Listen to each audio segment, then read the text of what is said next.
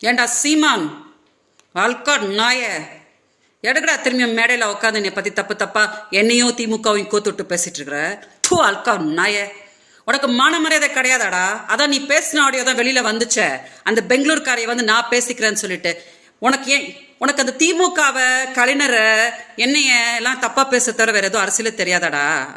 அந்த பொம்பளைய 15 வருஷமா தூ அல்கம் செருப்பு பிஞ்சுடும் சீமான். உனக்கு இதான் கட்டேசி உனக்கு நான் சொல்லிட்டு இருக்கிறேன். நான் ஏதோ செவனேன்னு பெங்களூர்ல சொல்றேன்ல, உங்க ஆட்கள் வச்சு பேசாத, நானாவை பத்தி பேசாதன்னு சொல்றலடா நாய. அப்போ நீயும் வாய மூடு. என்னமோ உலகத்துக்கு ஒண்ணுமே தெரியாதுன்ற மாதிரி ஆடாத.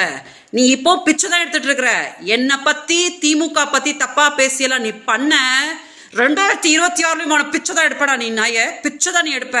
எங்க அக்கா பேரலிசிஸ் ஆகி படுத்து கிடக்குறாங்க பிச்சைக்கார நாய. அதனால நான் வந்து உன்னை பொறுமையா விட்டுக்கிட்டு இருக்கிறேன். எங்க பாவத்துல